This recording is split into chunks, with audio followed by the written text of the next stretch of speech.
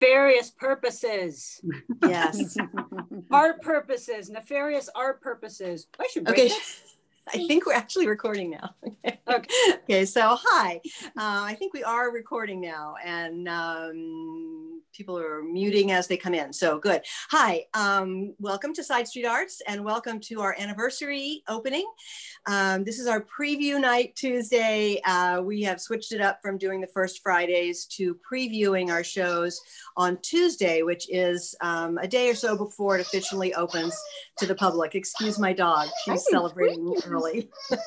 It's what she does instead of barking when she knows there's people who are joining us. So anyway, hi, this is Sidestreet Arts. I'm Michelle Sabatier, and I'm a member at the gallery. And we have all of our other gallery members here today because this show in February, we are celebrating our 3rd anniversary. So we've been 3 years at our lovely little ivy-covered corner. And we've been sharing art and enjoying art and making art and meeting wonderful people. And we're thankful to all of the artists and our patrons for helping us make it to 3 years, especially after this year. So we're honoring our members by having a member group show this month. And we each sort of interpreted the idea of 3 in a way that meant various things to us. It's a very loose interpretation. So we'll talk a little bit about that. But I do want to sort of introduce first that we have a new member. So it's a great time to be honoring members. So we will start our show with a new member. But why don't you say hi now, and then so go ahead and speak so that if people have speaker view on. Hi, everyone. Thank you for coming tonight. We're happy to have my name's Ha as our newest member. Hi, and we've got a picture of you in the presentation. So we're going in alphabetical order. I'm going to go ahead and start our presentation.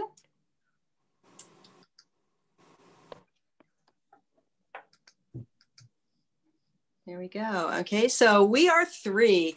And this shot, it was one of the only horizontal shots I had of the outside of the gallery. But as it turns out, this was the first window that we did, pandemic window that we did when we were able to start selling during the pandemic. We built a false wall and pushed it up to the window and we made it through. And it's been a year of doing things like that. So we'll just kick it off with everybody talking about their new work. And we'll start with Ha.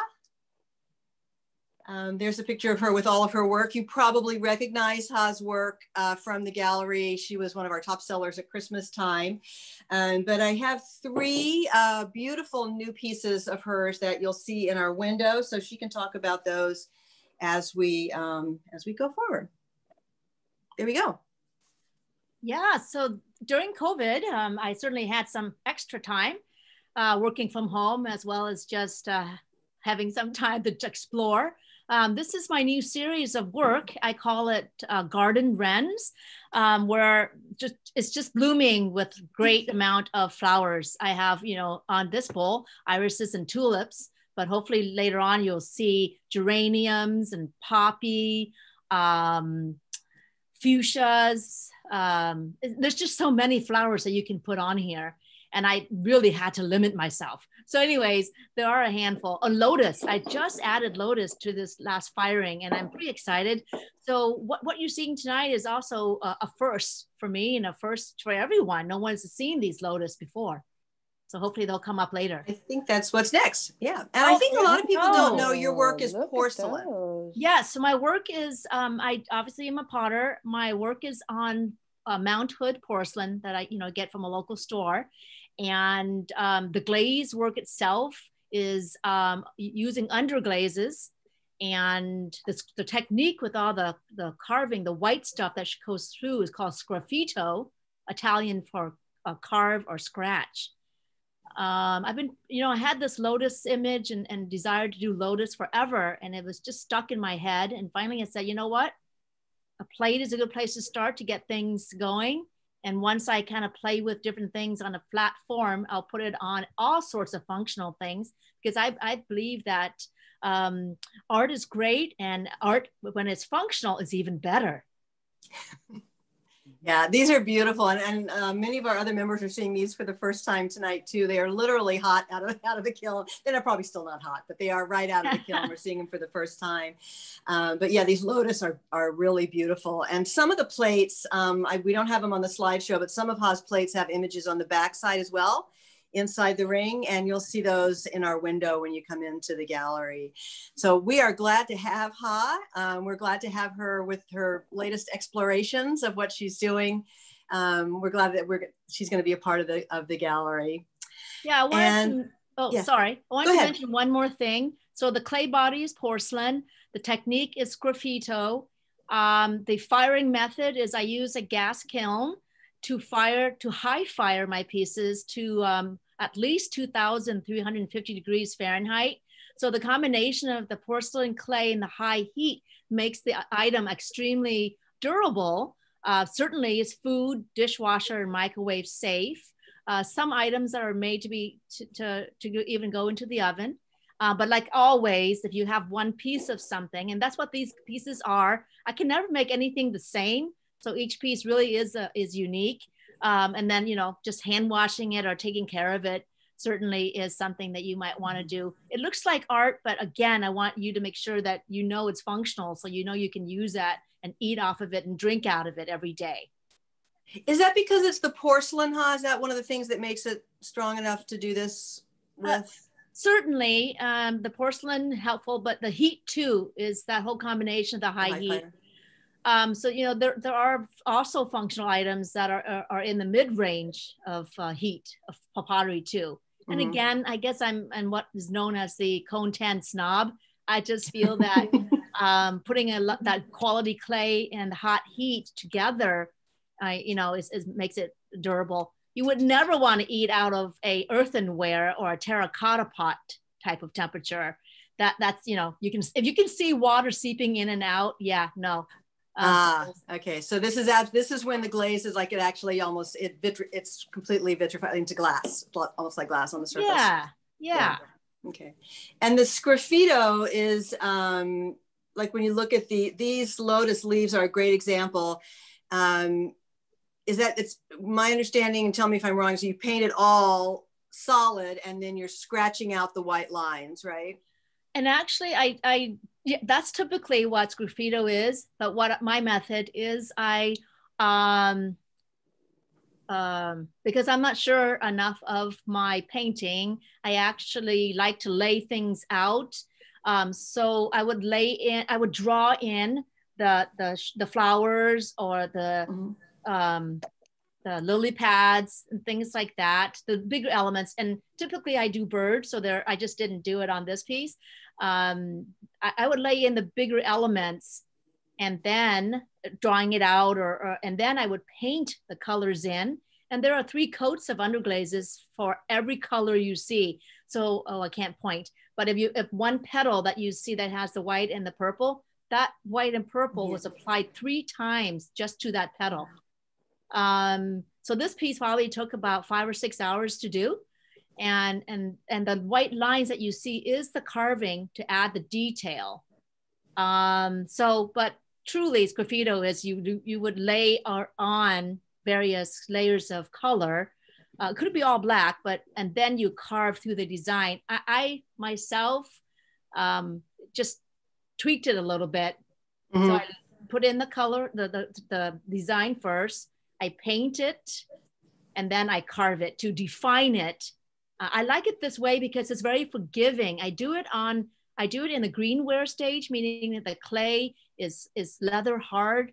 It won't bend and warp too much, but I haven't fired it at all. So it's still green, and that's how I could get the carving through. You can certainly do this technique when it's been bisqued. In other words, been fired once, but I find that it's not as forgiving, and you have to be very detailed and accurate. Whereas here, I can clean up the lines if I colored outside my image or colored outside my square or whatever, I can actually clean up those lines a little bit better. It's just they're beautiful. People choose to, people have all different reasons why they like doing something. Yeah. And what you said about the color, certainly when you see these in person, you can see that the depth of color that doesn't really come across on here. So come on by. Oh, and I do want to mention that while we are showing here, I've made the website live, so you can shop tonight. The store won't be open to the public. The gallery won't be open to the public until Thursday, but you can certainly go online to sidestreetarts.com and you can click on either gallery shop, or there's a button that says shop this show. Ha has a few more items that aren't in the shop yet. So if you see things on our presentation here that you don't see for sale online, go ahead and go in the chat, and Melody is monitoring the chat, although Melody's about to talk about her work. But anything that you don't see on the shop, give me until the end of the night and I will put some more things on, because these a lot of Ha's work came out of the kiln today, but pretty much everything else is available online already. So I'm going to move on to Melody Bush. Yeah. Before I step off my my pedestal here, or my platform here, my box, I want to just thank you, all the members of Sidestreet Arts that invited me to be a member. So I've been a represented artist, but now I'm officially a member, and I'm so excited to be a part of this great group. And again, I just want to take this opportunity to thank you guys. I'm much appreciated. We're all happy to have you there, Ha. And it does, and to everyone else, it does mean that Ha will have her own little mini shop in the members area. So we always carried Ha's work for as long as I can remember, but she will always have a great selection in the member shop and will always be available online. So we have our member show available online now, but all 7 of our members always have work that you can shop online without coming into the gallery. But we still like you to come in the gallery. We like to see your face. So we're going to move on to Melody, who is actually our second newest member and a hard worker. And Melody is one of the main reasons that our Small Works Gallery has been looking so awesome lately, because Melody is, so any of our represented artists who are here with us tonight, you've all been talking to Melody a lot. She's kind of taken over managing that area, and with I know a lot with help with Bridget and Dawn, keeping that Small Works area looking really amazing, fitting in a lot of work there. But she's going to talk about her own work, and she is our book carver. And so she went really exponential with the idea of threes. She did 3 books 3 ways. And then she also did this trio of books. So Melody. Yeah, when we talked about how to do things 3 ways, I immediately thought, well, it's COVID. I can't go into bookstores, number 1. So then I'm kind of limited, because I like to open and look at a book before I carve it to make sure it will work. So I ended up ordering books online that I knew I already had done. So it worked out well in that sense. It kind of all fell together. Now this set here is from the 1950s. And it's so cool when I found this. They were in this little box somewhere here, a little cardboard box, a set of 3 that you would buy. And later in the late 50s, I think they condensed it all into 1 book, which I've carved that one too. So I think these are super cool. I like these. And so, I have details of them, but they come as a set of 3, right? I love that, what you said to me is like, well, they've been together all their lives. 70 years. I'm not splitting them. No, it is like splitting a litter of puppies or something. But just to show the detail, and if you want to talk, I can just sort of page through a little bit while you talk about your process, Melody, because you had a nice explanation of your process in the detail of the items. Yeah, I'm real simple after coming after Ha, who has to know all these things. Basically, I use a X-Acto blade and a book, and I carve down into the book. This is one I'm working on right now. It's a big flower book. And I just kind of cut down through the book, cut a hole in the cover, and mark my way down 1 page at a time. So these 3 are the trio. And then we have 3 different books so she got 3 of the same book and carved it 3 different ways. And you did that 3 times. Yeah, it was kind of tricky too. Yeah, I tried to see it. Okay, yeah. So this is the Night Watchers series, right? Night Watchers, yeah. Night Watchers. This is from the 70s. This book, And it's full of owl pictures, illustrations. It's awesome. I love it. And, you know, I did the first one, got the second one. I love the handwriting up here. This book was inscribed to someone. Yeah, yeah. Something like, I don't like owls, I like mushrooms, something about that. Sometimes the weirdest things are written in books. Yeah. So this was really fun. It's hard to believe this is the same book, exactly, yeah. Identical book. Mm-hmm. Yeah, it's pretty cool. It's so many different ways I can do it because it's so full of interesting illustrations. That was beautiful too. Yeah, it's the illustrator. And you often, not so much in these, but I know that in some of them, okay, so this one, let me back up. In some of them, you choose very specific little words to leave out or to show. Yeah, was that in this one? Yeah, I love that you've got these quotes down here, a specific quote that you can leave out. Yeah, that's a nice detail of it. Yeah, sometimes there's poetry, so I'll kind of leave the poetry if it works out. Yeah. So this is the first of 3 together, and I've used your sideways detail shot to show the depth of your carving in these. These are exquisite. They're a little smaller, but I swear when they're hanging on the wall, they look like a framed matted, well, they are the botanical illustrations. Mm-hmm. Yeah, I love doing flower books. They're like my favorite to do. The problem is once I get started, I almost don't know when to stop. I keep cutting down. One of the 3, and this might be the one, this is the one that's the deepest one. Yeah. Oh yeah, I went almost to the bottom of that book because there was so many cool colors and things, and this popped out and that popped out, and I got to keep this one in. So yeah. It's hard. And combining, you make a sort of a different color story on each one too. And this has what looks like handwriting in it. I didn't look at the inside pages. Yeah. That's the same one again with different, there's the yellow in the front. Mm-hmm. Yeah, that book's really awesome. And what's really beautiful, fun is I have found that when people publish books, they actually think about the color of the book as opposed to the illustrations inside. Gosh. I know. Yeah. But the cover really works on this one. The cover is, it works. Mm-hmm.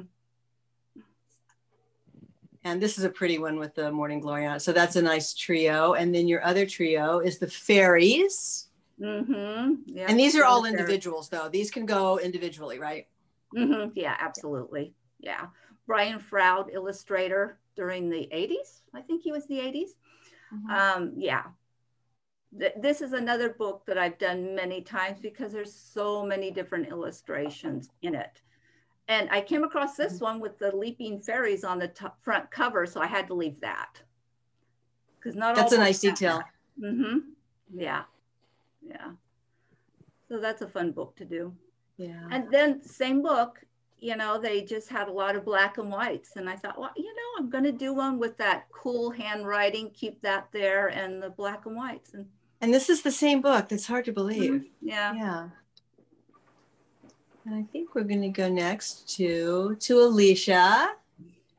This is an old picture of Alicia from back when we had, our receptions at the gallery. But Alicia's doing what she's always doing, which is sewing and showing us other things that she's sewn. And Alicia, this piece is just so magnificent. And I think the first slide of it is just the whole big thing. And then we have some details that you can talk about too.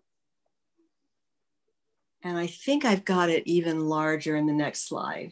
Yeah, there it is, full size. So this is about what, 30 inches, Alicia? You're muted. Yeah, there you go. I'll try it again. Can you hear me? Okay. Yes. I thought I already got that. Sorry. Yeah. No, I think that it's just shy of 3 feet. Mm-hmm. Yeah, not quite. It's pretty big for me. Normally I do really tiny things or smaller paintings. And I was kind of worried that this didn't really fit into the theme of 3 for the anniversary show, but I realized that it is divided actually into 3 sections. Mm-hmm. So this is an old typesetter's tray.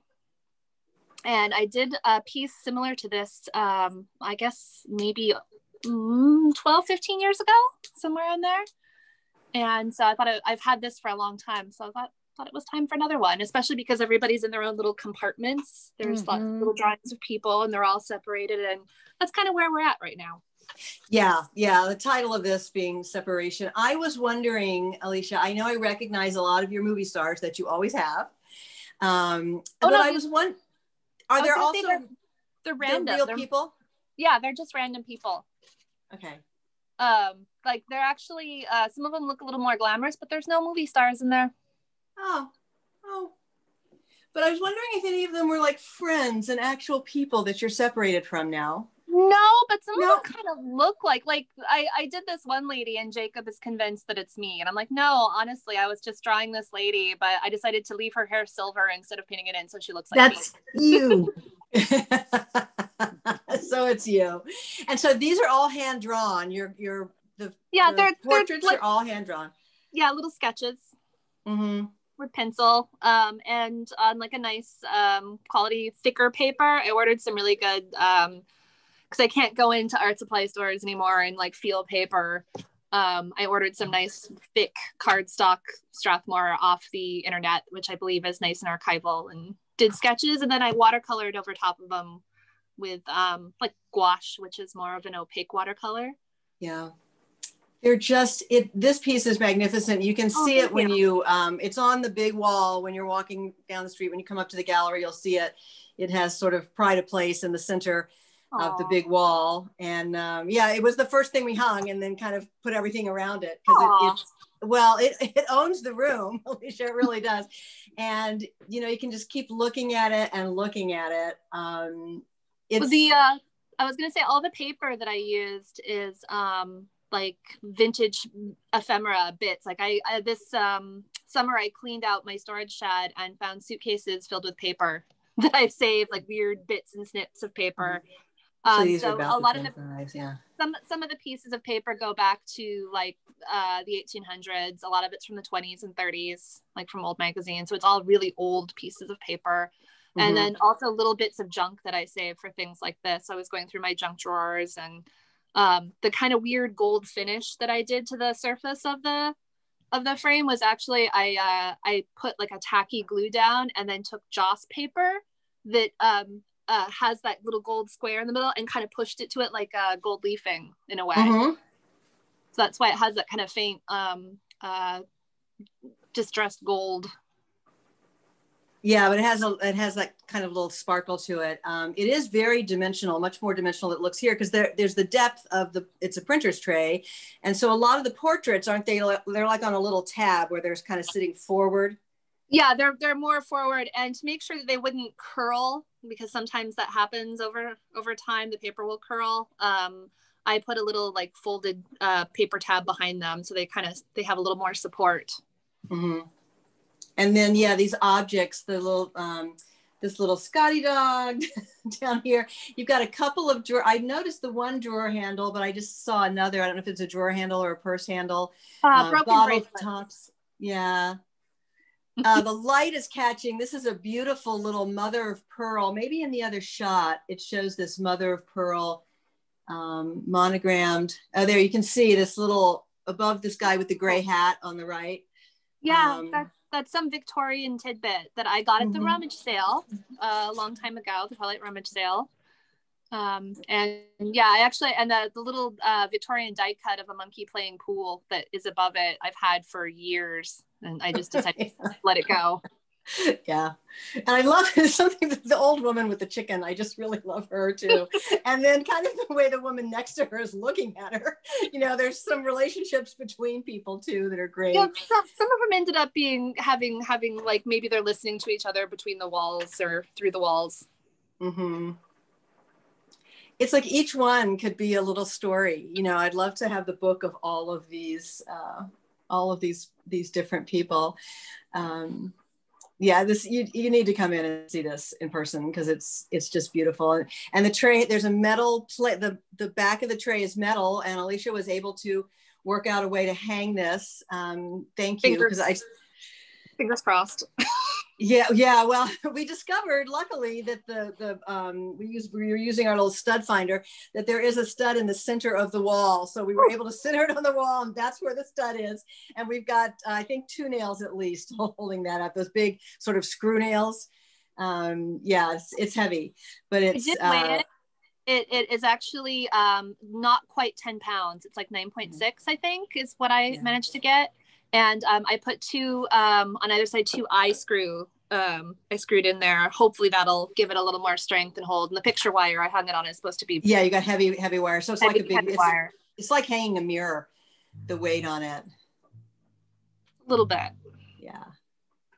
So, and I think that is the view. Yeah, this is the 3rd panel. So it's in 3. I guess it's a triptych because it's in 3 panels, but they're all together. But I just love your portraits. So are these just people from your imagination? Are you working from old photos? Old photos, and I probably lied. There's probably like a couple famous people, because I went through just a couple of books when I ran out of interesting people from the stack of old photos. But I can't think of any off the top of my head. There's really nobody off the top of my head. This person with their eyes blacked out. Yeah, there's a lot of wonderful stories in here. And thank you so much. Alicia has really been in serious quarantine because both she and her partner have pre-existing conditions. And the separation is a strong theme for you, I think. And I love that this has come out of it. And I hope it was good for you. I hope this was a healing thing to work on. Yeah. I'll be happy when I'm vaccinated. That's all I can know. We'll be happy too. Well, you've got a show coming up. You're doing a show with somebody in the I summer. Gotta get cracking.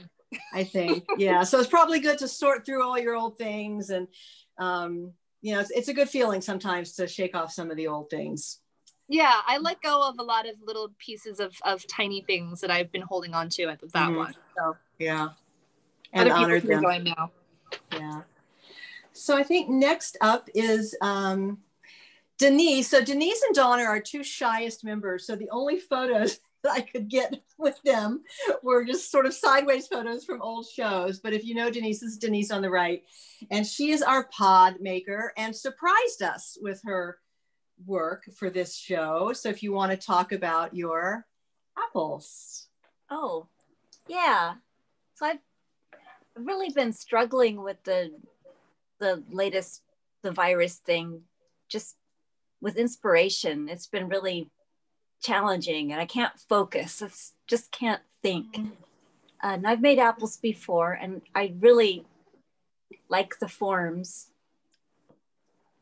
And they're a little different every time I make them.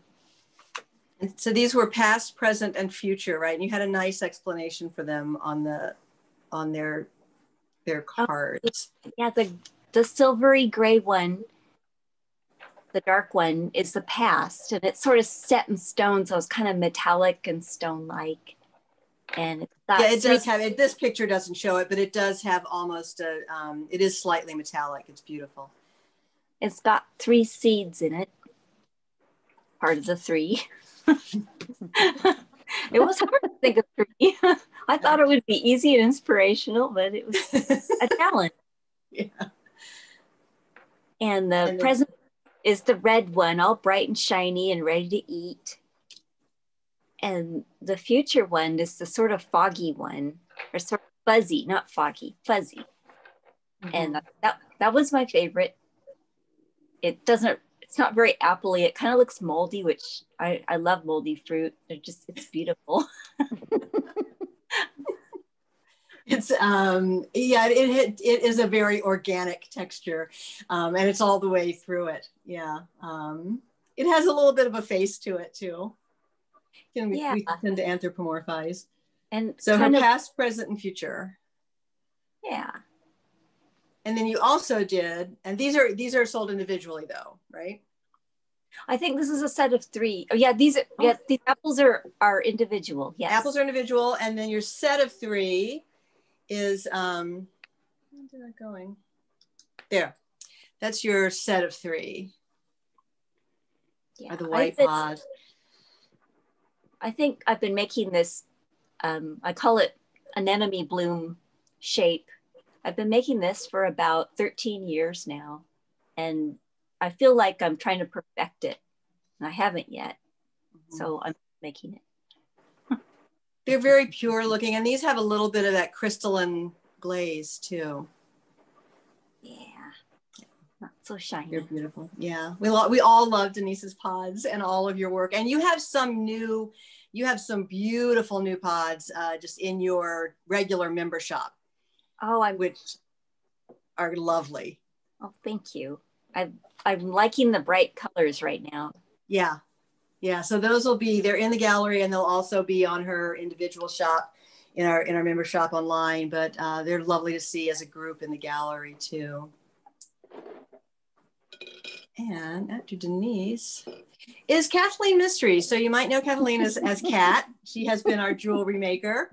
And Kat is wisely taking a sabbatical from serious art making and from gallery management. She's a member emeritus here. She was a member all of last year. And so since we're celebrating our 3 years, and our last year, our most recent past year, Kat was the president of our collective and sort of leading the gallery. But she is taking a break, and she's also planning, she will have a show of jewelry again, I guess, but she will have a show of something in October. But she has taken a break from serious jewelry making and is having so much fun because she's doing these. They're so cute. They're in our little side window that you can see from Ash Street.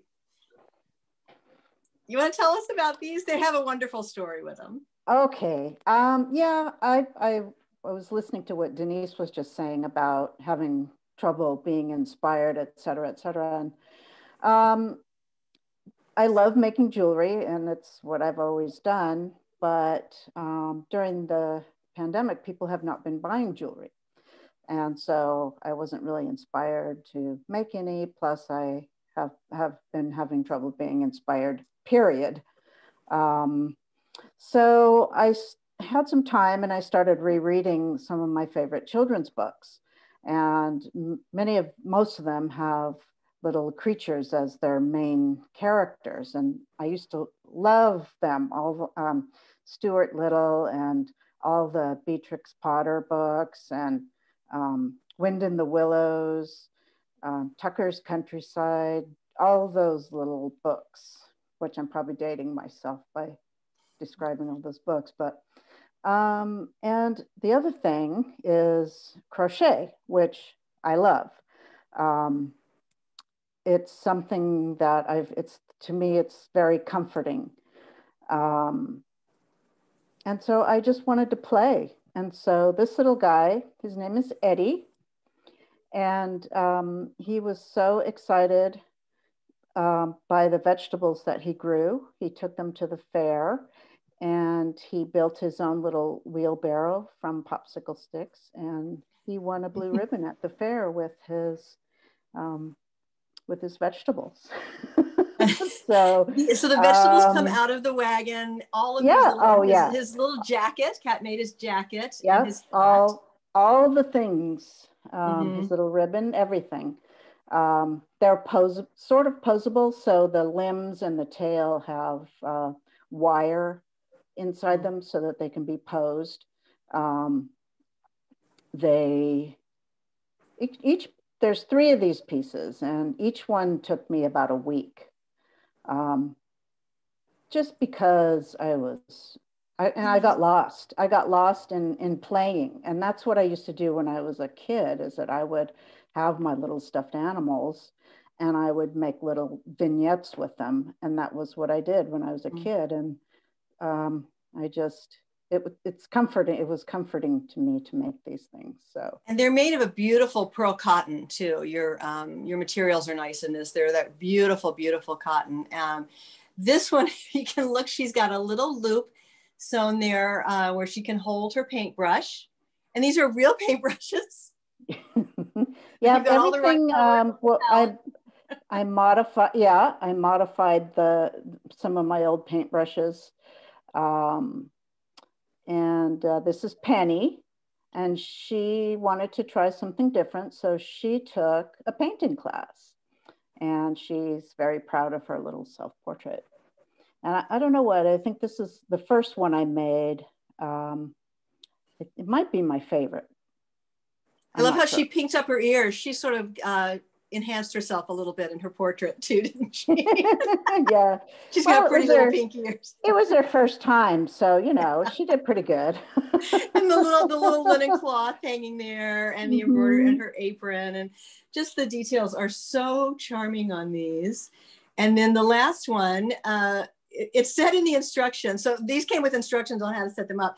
And it said that she usually carries her blanket and dog toy in her purse, but I thought we need to see the blanket and the dog toy. Since she's gonna just sit there in the window, Maisie needs a little something to play with too. And this little shrug warmer that she's wearing is so cute. Well, she likes to match. She likes to take her little doggy out for a walk and have their matching accessories. And she was gonna adopt another little dog, but in the end she decided just to take really good care of the one little dog. And if you know Kat, you know that she's a great dog lover and has adopted many wonderful dogs. And just the action of opening up the purse to get the little things out, it was just so, I was a child again, right? Like opening up all the, like you lived in that little world, you know, where this was the scale at which you did things. She's got the little bead as a clasp on her purse. And Maisie the dog is really adorable too. And Kat, I'm so jealous of you having so much fun. So whatever you want to do. There's also a downside in that the cotton yarn gives a nice kind of a form to these things, but it doesn't have a stretch or a give like a wool or an acrylic yarn. And so I ended up having to really pace myself. Like I would crochet for too many hours in a day, and then my hands would like seize up, so I'd have to stop for a couple yes, days. It is. It's different. Yeah, it's perfect for toys because they keep their shape. But yeah, I know what you mean. While you're working with it, you just don't have that nice soft bounciness. But and you know, the other thing is, I was hesitant to use these in a show, but I think that that's because things like crochet, which are traditionally women's crafts and not used for high art or whatever you want to call it. But I said, you know what? No, I'm gonna go ahead and do that because that's where I am right now. Well, you've made art with them, you know, I mean, who gets to decide, you know, and like, look at Alicia's work, you know, she's embroidering dolls, and which is, again, something that a lot of people might say, oh, that's just a crafty thing, but it's. Oh, but you know what? But it's There's art. There's a theme. Alicia has dolls. Dawn has dolls. I've got dolls.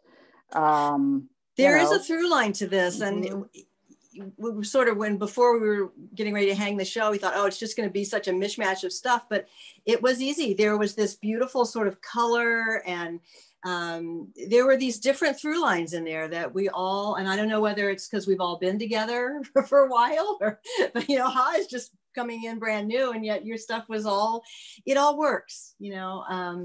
I think when you have, it was like you can't make a bad meal with good ingredients. Let's see. Oh, my hot plate. I used this when I was working on my little mice. I used the plate to hold all my little doodads, my needles and my stitch markers and my crochet hook and all that stuff. I love your little mugs and cups are, they're treasured items. Very nice. But no, we are very glad that you're still with us and that you did these, and we're looking forward to your show in October. Which I think it's September, and I'm September. At this point. Is it September? It's one of the burrs. It's a fall month. It is September. You're right, because it is September. It's an autumn month. So yeah, so it's sooner than you think. Fun times. Yeah, sort of. So well, you know, we're making the best of it that we can. So our other shy member, Dawn Patea, here with Denise. But Denise and Dawn and Alicia are original members of the founding members of the gallery and have been around a long time. And if you know Dawn, you know that she makes these beautiful dolls. And the set of 3 dolls that you did for this show are so beautiful. So we're going to go through them one doll at a time. And they have a theme. They are a series. Yeah, the 3 girls are, I'm going to see if I can say this correctly, Trois Gymnopédies. It's like the 3 sporting girls. Satie has a beautiful piece of music written in the 1880s to 1895, the Trois Gymnopédies. And I looked it up and it was all about the Spartan men, you know, doing exercises and stuff. And I was thinking of sporting. And it's an old time phrase to refer to a lady of the evening or a working girl as a sporting girl. So these are my 3 French sporting you've got girls. all the wordplay in here.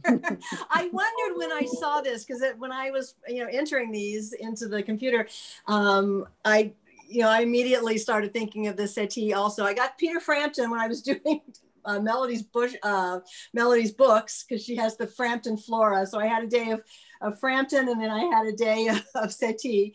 But I love the extra play with the sporting girls. That's wonderful. Yeah.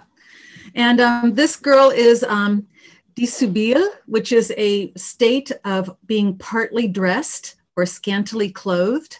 I work in a mid-range stoneware. It's fired to about 2100 degrees. So it's mid-range. It's a little less than what Ha does. And then when I first work with the clay, it's very forgiving and it moves around a whole lot. And as it dries, I'll put a porcelain wash on it. So I will sort of paint it with porcelain. So it gives a little bit of a glow to the skin. I also do that for my vases as well. So then I go to the next stage. I use colored clay, an underglaze, which is a clay with an oxide and different colorants. So her hair has some oxides in it. Her skin is wiped with rutile oxide. So there's hardly any glaze on this piece at all. Her underwear has a glaze on it and her hair has a glaze. And there's a little tiny bit of glaze on the dots of her eyes. The rest is clay with oxides. And then it's fired to mid-range and she's totally posable. You can go through the, so she's the first one. And then we have a close-up later of one of the joints. So later. Okay. So they're totally posable. I hand knotted her necklace. It's coral and cut steel beads. And she has a vintage lace shawl. It's a piece of turn of the century lace that I made a shawl out of. And she's 13 inches.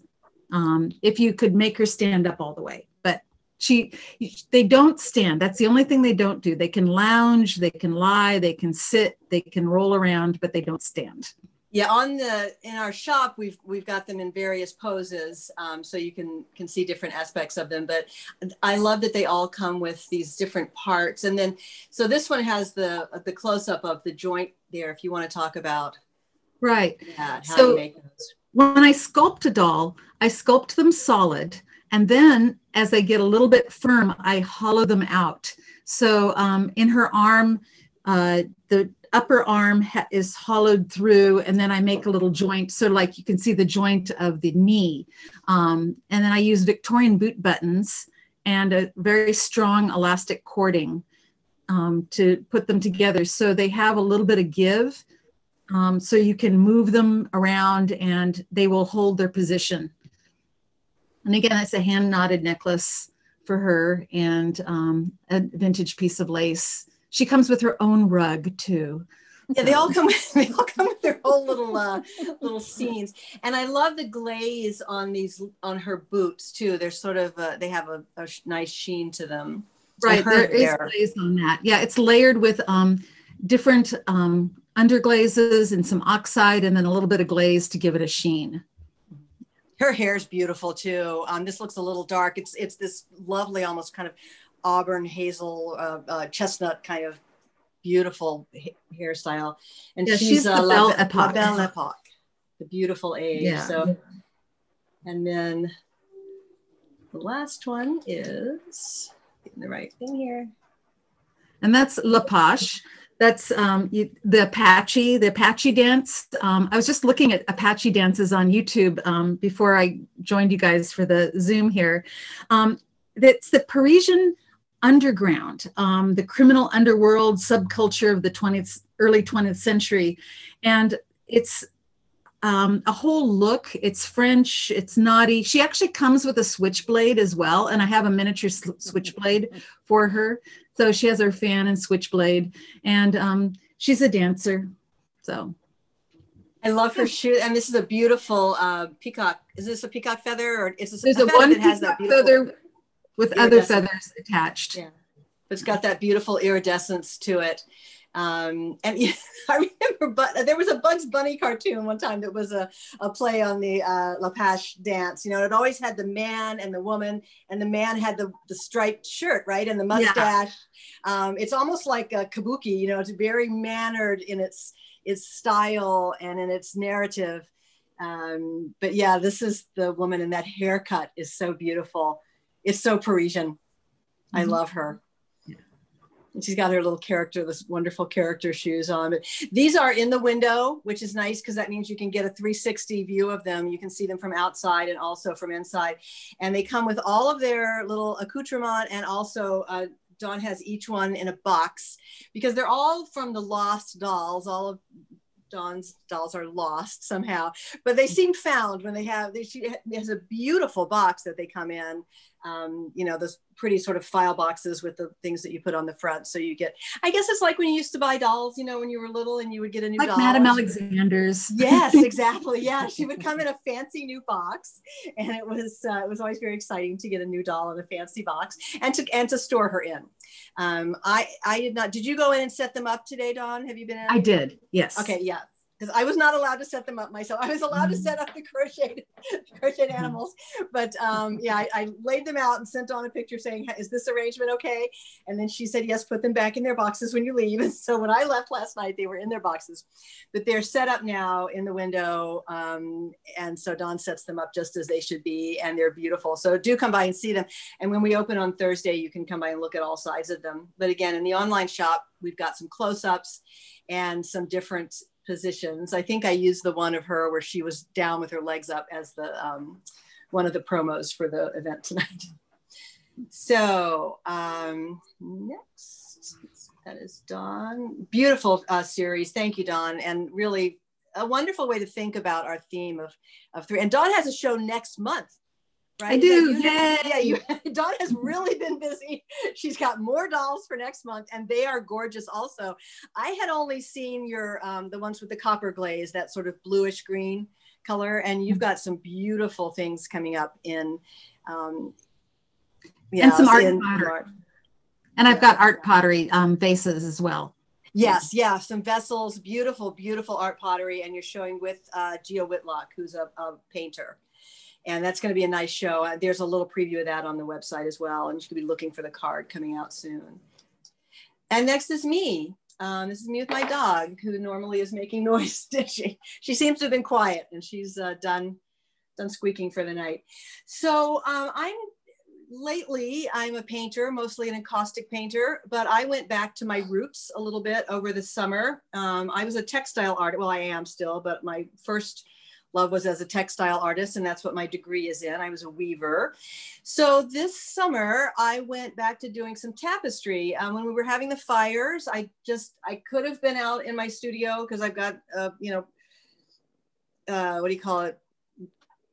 Industrial quality fans and everything out there, but we just weren't going outside, and I didn't want to be adding any heat to the universe with doing encaustic. So I went back to doing some tapestry, and I did a bunch of them, but what I was thinking of was I do mostly landscapes. And so I was thinking of the land, sky, and water. And so this is one of the ones that is the land.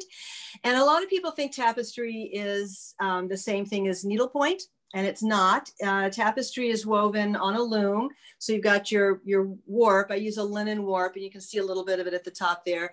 You've got your warp running along, and then it is just woven back and forth, but it's packed down.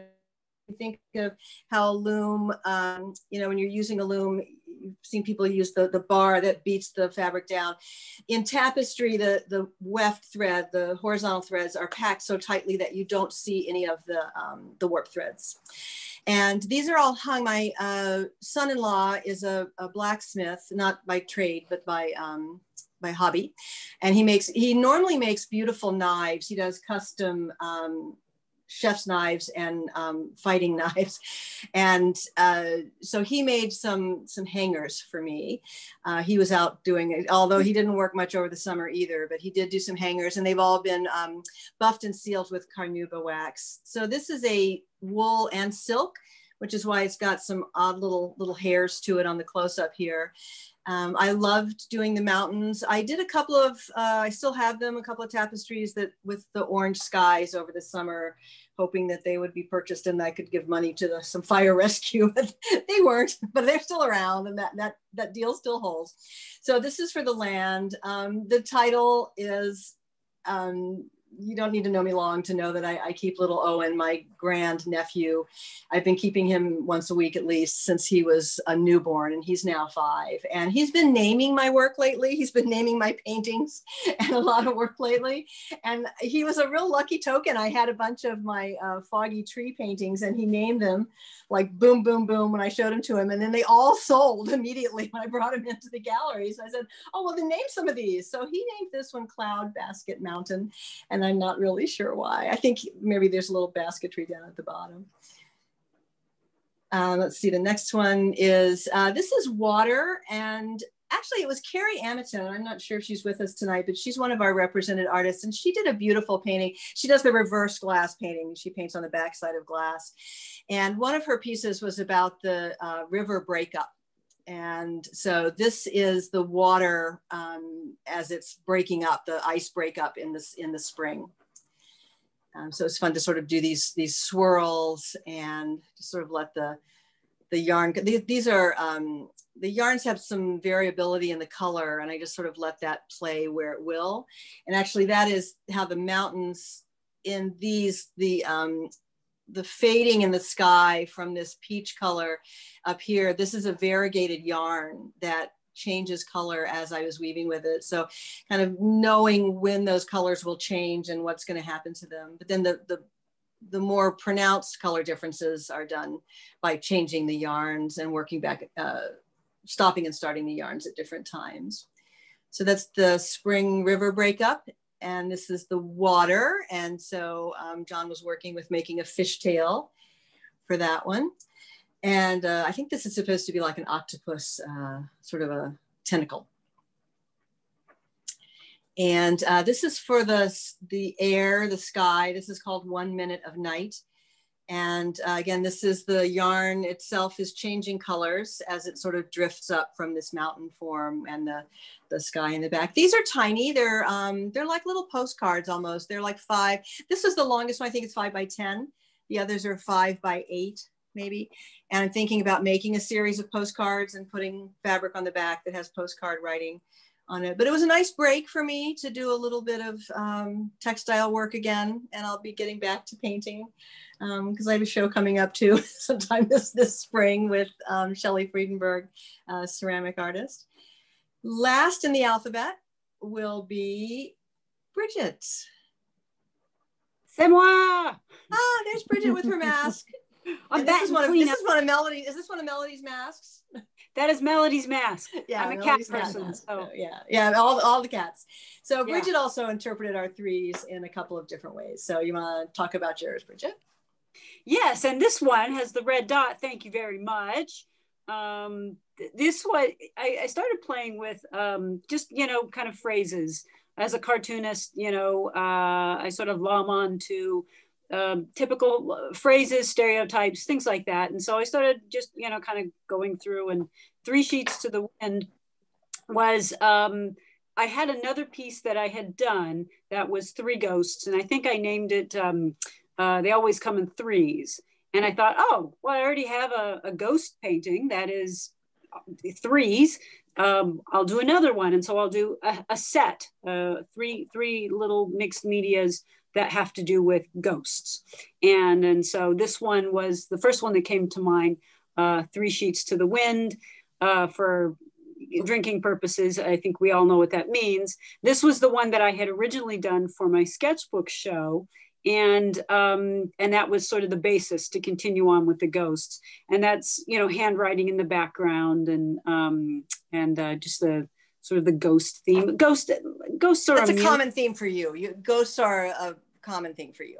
Yes, they are a muse. And I've done zines on ghosts. I mean, my sketchbooks are littered with them. So it just made sense to kind of go in that direction. There's one more in the series, and that's 3 little words. And this one, I picked up an old book in a giveaway pile, and it was a science fiction magazine. And it had it had some very interesting stories in it, none of which I read. But this one was a love story, a science fiction love story on another planet. And and so, of course, ghosts have nothing to do with it, but you know, 3 little words was the phrase that I started with. And I was having this sort of idea that ghosts were having, you know, a conversation. Perhaps they were in a relationship, and perhaps, you know, there's no in there, there's nothing that says I love you. There's no, but there are, if you read the page of the book that's kind of obscured with the color, it's about love. Just like conversation in a relationship is about love. You don't necessarily have to say those 3 little words, but it's that conversation that a couple has that that is really like saying those 3 little words. So anyway, that was my third. Yeah, I like your explanation of it to me was it's not the 3 little words. Yeah, because I kept looking for I love you in here and couldn't find it. Exactly. But you do have the word conversation is legible. Yeah. Mm-hmm. And then whatever this is here. Yeah. That was a nice explanation for it. It's just, you know, and every couple has their own 3 words that work. Exactly. And this one, I really tried very hard with my colored pencils. I use these, you know, the Prismacolors are very waxy, and I'm trying to, you know, kind of almost get an encaustic feel by putting so much wax on there to make some of the words pop out and some of them not. So, so I actually scraped away some of the white pencil so that the word conversation would come out a little bit clearer. And I did not apply any colored pencil to that little space between the 2 speech bubbles. That is left unwaxed, I guess. Their common space. And another common emblem for Bridget is your bees. I love bees. I love bees, and they're just so happy. They are, you know, nature's little workers. They're always working, and the product of their working is always sweet. It's, you know, there's just something about them. I love their work ethic. They're always, you know, always working, and they hang around with flowers. So, you know, how bad can they be? Come on, they got a great job. This was I worked on 3 mixed media paintings about bees all at the same time. So they were all going at once. This was the first one because this was actually the first thing that came into mind when we said we were going to do 3s was the 3 Merry Bees. I think one day if I ever owned a pub, that is what I would call it. It's the 3 Merry Bees. And so I'm really fascinated by pattern as well. And so, you know, here's these, they sort of had this kind of drone sort of look, you know, they're just very, I don't know if they're focused or zombies, but they look a little distressed to me. They look a little COVID weary, I think. You know. Yeah.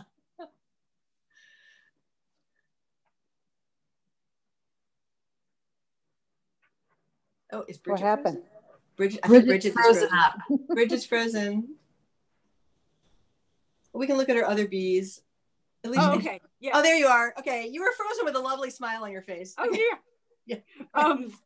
So I use like a very, since I use a lot of Posca markers, which are acrylic based markers, and various art materials that work better on a smooth paper. I actually use a scrapbooking paper to do the artwork on. So that's the paper part of mixed media on paper.